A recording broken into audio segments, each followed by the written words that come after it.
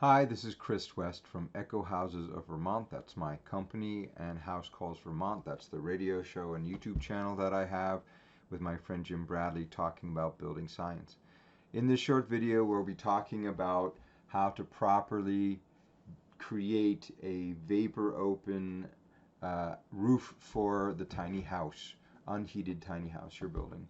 So a cathedral roof is a roof that has the insulation all the way through the roof and that there's no breathing channel or way for vapor to get out of it. It's usually called a warm roof or a hot roof, also called cathedral or slopes. And they're often not vented.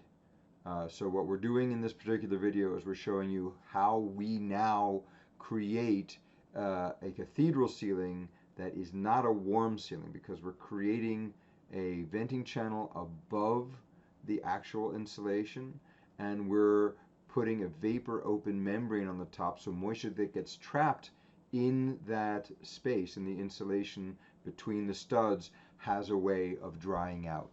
So take a look at the video, and I hope it's self-explanatory. I'll be giving you some ideas that we're going through. So here we have the studs that form your roof. 2x4s here. We put the sheetrock on the bottom just so we have something to put the insulation in. Add our insulation between our studs. Put a layer of Tyvek. Now Tyvek is a vapor open membrane. And vapor open is the units for whether something is vapor open or not is called perms, P-E-R-M-S. Anything more than 10 perms is considered vapor open. What that means is that water vapor, so water in a gaseous form, not water in a bulk water form, but water as gas in the air, can move through this material. But any bulk water that is like raindrops or anything like that will shed off of it and not go through it back into the assembly. So if the membrane is here and vapor is in here and there's a higher vapor concentration inside the cavity in the insulation and a lower vapor concentration in the air that's running through the venting channel, then that vapor will move to the area of lower vapor, because one of the things we know from science is that nature likes balance. So it's going to try to make the air outside of that membrane the same humidity as the one inside the membrane. So moisture will be migrating through that vapor open membrane into the air that's going through the venting channel that we're talking about building here. But if bulk water gets into that venting channel through a rain event, so wind-driven rain, that will just shed back off and won't go into the assembly. So it's a very durable assembly, and is highly recommended for climate zone 4, 5, 6, 7, 8. 8 is Alaska.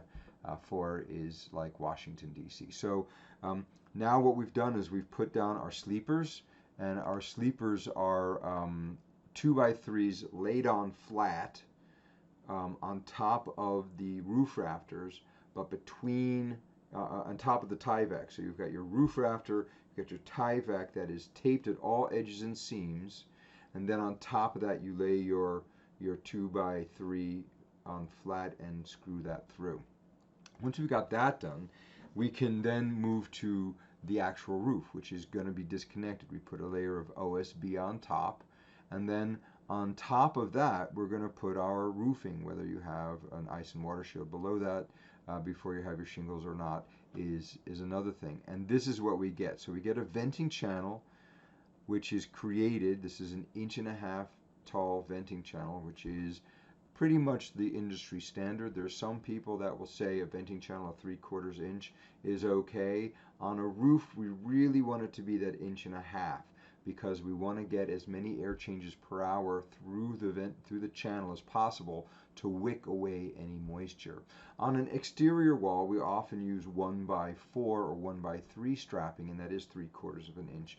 So on the rain screen, which is a video I'll be making and sending to you all as well, will not have an 1.5 inch, but a 3/4 inch rain screen to make sure that there's drying potential there as well.